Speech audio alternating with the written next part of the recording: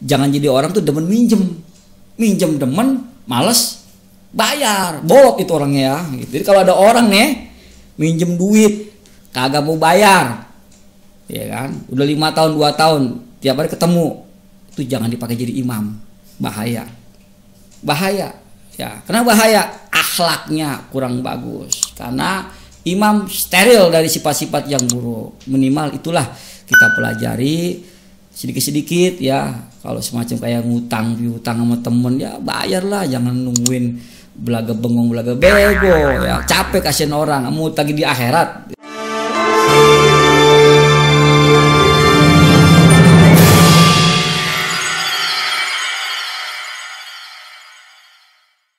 Lalu ada yang bertanya juga nih Tat, untuk masalah niat. Itu niat puasa wajib dengan puasa sunnah kan terdapat perbedaan. Bagaimana penerapannya Tat ya? Ya, oke. Baik, terima kasih. Sebelum saya jawab, saya akan memperkuat saya dulu ya mengenai yang kemarin tentang referensi ya. Referensi mengenai bagi orang hamil dengan menyusui itu kan ada dua pendapat. Kalau umpamanya dia karena khawatir kepada anaknya, takut kurang sehat atau khawatir gugur anaknya, maka orang ini boleh nggak berpuasa tapi wajib bayar qada puasa dengan fidyah. Yang kedua, kalau kedua orang ini yang menyusui dengan hamil ini khawatirnya karena dirinya lagi sakit, kurang fit, boleh nggak berpuasa, dia hanya wajib qada ya. Itu referensinya di kitab Bidayatul Mujtahid ya, Bidayatul Mujtahid halaman 343. Baik, pertanyaan berikutnya tadi mengenai puasa sunnah dengan puasa wajib. Kenapa ada perbedaan dengan niatnya? Kalau puasa wajib niatnya harus di awal malam sebelum fajar, tetapi sunnah malah bisa niatnya di pagi hari sebelum zawal, sebelum waktu zuhur. Oh, itu hanya berkaitan dengan hadis, ditabyin, dibayan dengan hadis.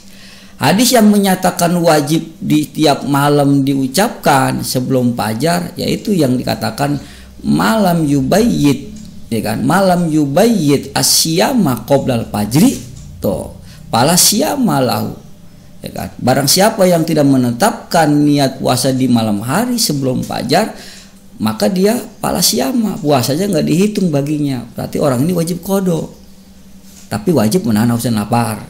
Yang kedua, hadis yang menyatakan puasa sunnah boleh di pagi hari dari mana? Oh, ada ketika Rasulullah di kitab Kasyaf itu saja ya, saya pernah baca tuh. Datang ke rumahnya nanya kepada Aisyah. Kata Aisyah, kata Nabi Muhammad SAW, ya hal indakum syai'un, ya kan? Lalu kata Aisyah, pakolat la. Kata Rasulullah, pakola idan asumu. Terjemahnya begini, wahai Aisyah, apakah hari ini ada sarapan untuk yang bisa kita makan? Kata Aisyah, pakola telah, nggak ada ya Rasul. Oh baik, idan kalau begitu asumu, saya berpuasa. Nah, di saat itu pagi hari beliau niat puasa. Nah, itulah penjelasan dalil bahwa puasa sunnah boleh niatnya di pagi hari sebelum fajar. Demikian kayaknya mengenai masalah referensi yang bisa kita baca. Ya, Tat, ada yang bertanya juga Ustaz nih, pada saat puasa Ramadan itu malamnya kan misalkan berhubungan intim, ya, langsung ketiduran tuh Tat, sampai pada saatnya waktu subuh. Jadi belum sempat mandi sudah jatuh waktu subuh. Itu gimana tuh Tat untuk melanjutkan puasa Ramadannya gitu supaya bisa melaksanakan? Yes. Jadi begini, intinya mah sama seperti begini ya logikanya. Berenang itu dapat memasukkan air ke dalam hidung, ke lubang kemaluan belakang dan lubang yang lainnya, maka ulama memakruhkan berenang di waktu siang hari. Ya, selama tidak masuk mah kepada air, nggak jadi masalah. Sama seperti halnya kalau mandi junub di siang hari, ya kan? Di siang hari nih, kan itu kan khawatir takut masuk ke lubang-lubang, ya. Tapi kalau memang udah kepaksa mah, namanya lupa, ketiduran, ya udah nggak jadi masalah. Cuman hati-hati mandinya, jangan sampai masuk ke lubang-lubang air sehingga membatalkan puasa.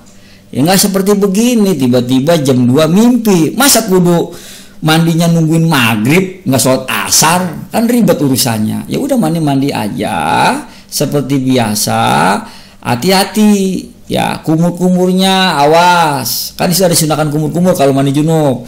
Hati-hati, jangan ketelem, ya kan. Memang posisinya makruh, ya kan, makruh. Tapi kalau umpamanya kita hati-hati, yang penting kewajiban kita terlaksana. Karena masalah ini kan adalah kejadiannya tidak disengaja, gitu. Makanya bagi orang yang sudah tahu, alangkah baiknya mandi junubnya jangan di siang hari. Khawatir apa? Khawatir dengan masuk air ke lubang-lubang kemaluan, bisa lubang hidung dan telinga. Jadi intinya ya sudahlah, udah terjadi mah mandi seperti biasa, kita puasa hati-hati mandi jangan berlebihan sampai masuk ke lubang yang membatalkan puasa gitu. Untuk membayar hutang, hutang puasa itu kan bisa dengan fidyah atau mungkodo. Untuk fidyah itu sendiri ukurannya seberapa banyak tuh ya? Kalau dipakai ini kan biasanya beras ya, aku pernah tahu zaman dulu mungkin korma ya. Oke. Nah, bicara fidyah ini berkaitan nih ya. Berkaitannya ya. Tadi yang tadi dijelaskan tuh mengenai orang hamil sama orang menyusui kan gitu kan ya. Contohnya saya contohin dah. Umpamanya ada orang hamil, orang menyusui ya kan ya, kemudian dia nggak berpuasa, maka dia nggak berpuasa. Kenapa nggak berpuasanya? Karena khawatir kepada anaknya, takut kurang sehat, takut kurang susunya, ya, asinya nggak keluar dan sebagainya. Maka orang ini ya boleh nggak berpuasa, cuman wajib bayar qadha dengan fidyah. Alasannya karena khawatir kepada anaknya. Lalu berapa fidyahnya? Fidyahnya kalau madzhab Syafi'i yang pernah saya baca di kitab ya, madzhab Syafi'i itu ukuran timbangan berasnya 0,6 kg. Ya, sama dengan 675 gram atau 6,75 on beras. Tuh itunya. Ya udah aja. Kalau mau sekilo nggak jadi masalah, itu sedekah lah ya. Gue mau sekilo aja lah, cuman 2 hari ini puasanya kasih 2 kilo, kasihan ya. Tapi bayarnya jangan nunggu habis lebaran enggak. Jadi kalau qadha fidyah itu langsung di hari puasa tersebut, karena berkaitan dengan pendapat ulama ya. Tapi pikir fleksibel ya, tergantung kita keadaan elatnya. Sekali lagi itulah menurut pendapat Imam Syafi'i ya, yang 0, kilogram Imam Syafi'i. Tapi kalau pendapat Imam Maliki, Hanafi, Hambali, 1 mud itu kan 1 fidyah. Itu sama dengan setara dengan 815,39 gram. Itu pendapat Imam Maliki, Hanafi dan Hambali. Ya, saya kira kalau kita 1 mud 1 kilo, wah lebih bagus itu, lebih banyak ya. Murah ini beras mah ya nggak nyampe 70.000 ya kan ya, 2 hari puasanya, masa ngeceban doang. Kasih lah taruhlah nih, aneh ngasih 50.000, banyak amat nih, Ji. Sedekah sama antum kan nggak ada kerjaan kemarin, sepi ya kan, sedekah jadinya ya gitu. Jadi kalau bisa mah jangan terlalu pelit ya, nimbang udah usah sedekah mah kita lebihin aja, mancing, sedekah mah mancing. Jadi sekali lagi kalau pakai madzhab Syafi'i kan 0,6 ya, 0,6 kilogram ya Syafi'i. Kalau madzhab Syafi'inya hitung gramnya Imam Maliki ya, Maliki, Hanafi, Hambali 815,39 gram. Itu berkaitan dengan pendapat madhab ya, madhab. Biasanya sih orang-orang ada sih yang sekilo, kadang-kadang sekilo. Kayak begini, macam gini. Orang Indonesia kebanyakan kalau ibu hamil menyusui itu kalau dia nggak puasa dia dua-duanya dia mah. Dia bilang begini, sekalian saya sedekah sama orang nggak mampu. Oh bagus kayak begitu tuh. Makanya mayoritas orang Indonesia yang ahli sedekah, ya apalagi anak istrinya kiai ya, itu kadang-kadang walaupun dia lagi hamil menyusui nggak puasa dia tetap bayar 2 karena dia ngambil apa tuh, dihitungnya kalau seandainya dia kewajiban cuman kewajiban kodok tapi tetap dia bayar fidyah, sedekah kepada orang yang nggak mampu. Memang sih kalau dia nggak puasanya, orang hamil nggak puasa, menyusui nggak puasa karena khawatir kepada diri lagi sakit, wajib kodok doang, nggak wajib fidyah. Orang ini bayar dua-duanya, bagus, berarti demen sedekah dia itu, ya demen sedekah ya. Jangan jadi orang tuh demen minjem demen, males bayar, bolot itu orangnya ya. Gitu. Jadi kalau ada orang nih minjem duit kagak mau bayar, ya kan, udah 5 tahun 2 tahun tiap hari ketemu, itu jangan dipakai jadi imam, bahaya ya. Karena bahaya, akhlaknya kurang bagus, karena imam steril dari sifat-sifat yang buruk. Minimal itulah kita pelajari sedikit-sedikit ya. Kalau semacam kayak ngutang sama temen ya bayarlah, jangan nungguin belaga bengong belaga bego ya, capek kasihan orang, mau tagih di akhirat ya, di akhirat itu ntar muplis nggak punya pahala, kasihan pahala-pahala yang berjamaahnya, pahala jangan. Jadi sekali lagi kalau nanti ada ibu ya anak yang hamil, udah nggak usah ngomong fidyah aja lah, nggak usah kodok, dua-duanya udah ibadah, bayar kodok bayar fidyah. Walaupun ibu kewajiban kodok, fidyahnya sedekah nantinya pahala, barangkali anaknya jadi soleh rajin sedekah. Ini bagaimana mau ada sedekah anaknya, bapaknya belet sama bayar utangnya gitu. Ya cukup gitu kali ya. Ya ini segera gambaran aja. Memang referensi perlu kita ambil sebagai penguat ketika kita berbicara, ada referensi rujukan yang kuat. Ya demikian. Nah Tat, ini kan kru ada yang gondrong nih Tat nih. Seandainya tuh dia lagi puasa, terus keramas nih tengah hari gitu kan lebih dari, artinya berlebihan juga kan, termasuk kalau udah keramas takut khawatir masuk gitu kan. Itu gimana itu? Boleh tuh makruh nggak tuh kan kalau keramas tengah hari gitu? Ya, kalau menurut Piki kan begini, setiap yang dikhawatirkan membatalkan dalam sholat dalam berpuasa, pasti ulama mengatakan makruh, tidak mengatakan haram, karena khawatir, tidak ada dalil yang khusus. Cuman selama kita kehati-hatian diperbolehkan, daripada udah batal kepala garuk mulu ngeganggu orang ya kan, udah kerja garuk mulu ngeganggu, ya udah supaya jangan fitnah, mandi aja seperti biasa pakai sampo.